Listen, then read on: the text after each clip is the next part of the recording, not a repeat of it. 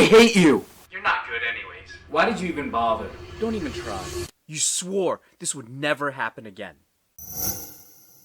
Today we're talking about 9 toxic things parents say to their children. And these phrases are highlighted in the book Toxic Parents by Dr. Susan Forward. And the last phrase is so damaging, there's nothing that you could say in replacement of it. So let's get into it. The first phrase that parents say that's absolutely toxic to children is to tell them it's for your own good. Children absolutely need guidance. As a parent, it's our job to guide these children. But as they grow older, they develop independent thought. Telling them what to do in the world removes that independent thought from them. And instead, it builds a thought pattern telling them that they can't make these choices on their own. It becomes more about taking control of the children than it is about their safety. This phrase is so bad that it's mentioned twice in this book on separate occasions. At some point, as a parent, we have to let go of the children. When they're out in the world, experiencing life, we can't always make the judgment call for them. We have to provide them with the tools required for them to make that thought independently. If you're having trouble letting go of your child, one way to have a litmus test of it is to see if they could survive without you. Now, they don't have to go out and find a career on their own, but you have to ask yourself, are they capable of fixing their own food and surviving on their own for a while? If a threat was to occur, would you be okay with how they respond to it? So instead of saying it's for their own good, tell them what you want to tell them, but suggest it as your opinion. The second toxic phrase that parents say to their children is to ask them, can you do anything right? This phrase is toxic to children because it makes them believe they're not capable of making any correct decisions except mistakes. And the thought pattern builds into them that they're only capable of making errors in their life. Children will make mistakes. That's how they grow and learn. Hell, even as adults, we make mistakes. And it's as parents, we have to tell the children what the mistakes are and the consequences of making those mistakes. What's worse is, there'll be children who feel the shame and guilt of making a mistake. And that social context ingrains the hurtful phrases in them. They'll feel insecure for the rest of their life, feeling that every decision they make is a mistake. It's easy to get angry at children for making mistakes, but giving them a blanket statement saying that they can't do anything right is very hurtful. Instead, it's better to guide them and tell them their mistakes and its consequences. What's worse is, when children only get attention for making mistakes, it quickly becomes their only available emotional outreach to their parents. And as a result, they'll want to make mistakes just so they can get attention from their parents. And this can quickly spiral to delinquent activity. The third toxic phrase that parents say to their children is to ask them, why aren't they as good as somebody else? Comparison isn't a bad thing.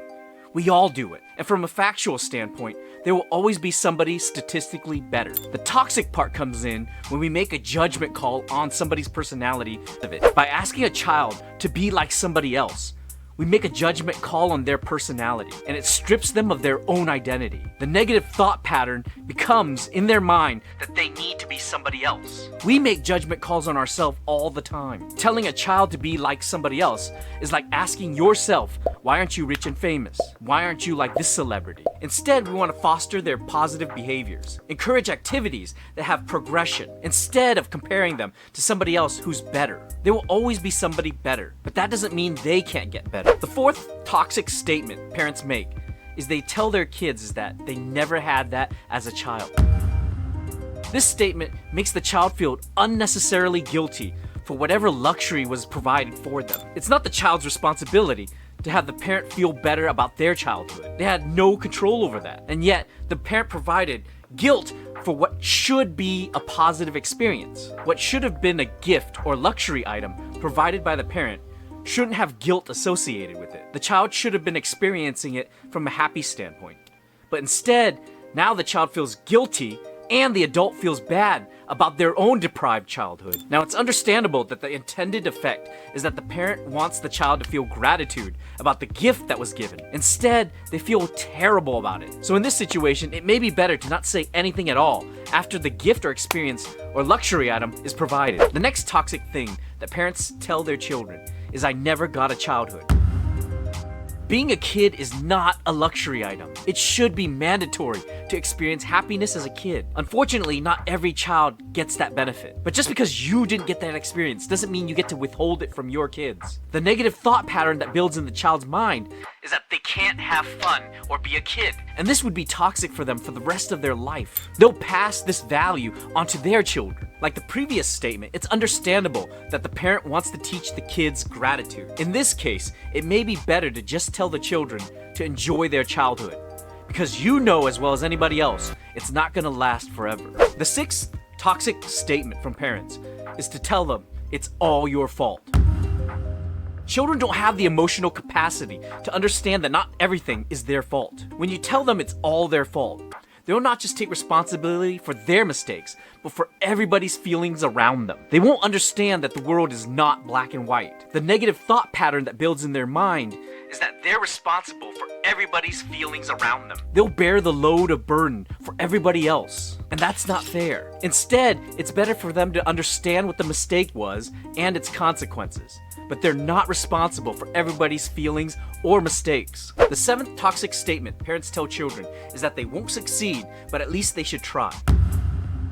If you want someone to half-ass something, tell them they're gonna fail no matter how hard they try. You suck! That way, they waste their time and their energy. The chances of success dramatically increase when you try with intention. If you tell someone they're gonna fail no matter how hard they try, that's the thought pattern that they're gonna build. They're gonna carry on the belief that no matter how hard they try, failure is a foregone conclusion. In competition, it's never whether you win or lose, but it's how you handle defeat. Michael Jordan was cut from his team in high school. Where would he be if he gave up in high school?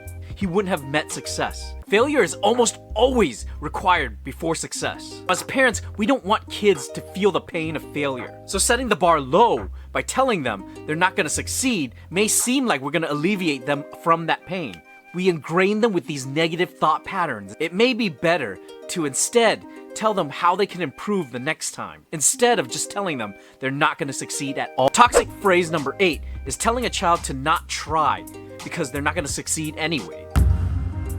This is worse than the previous statement because it removes even the attempt at success. They say you fail 100% of the shots you don't take, and this is it. The negative thought pattern that builds is that failure is inevitable. And like the previous statement, we don't want our children to feel the pain of failure, but removing any attempts removes any gauge of success. How do we know how well someone's gonna do if they don't even try? You can't improve if you don't try. So instead of telling kids they're gonna fail, so don't try, it's better to tell them to try, regardless of success or failure. And the absolute most toxic phrase you could tell a child is to tell them you wish they weren't born or that they were a mistake. The negative thought pattern that develops in the child's mind for the rest of their life is that they're not worth anything. Regardless of what they do, regardless of how much they learn, regardless of how much progress they make, they're gonna feel their self-worth is nothing.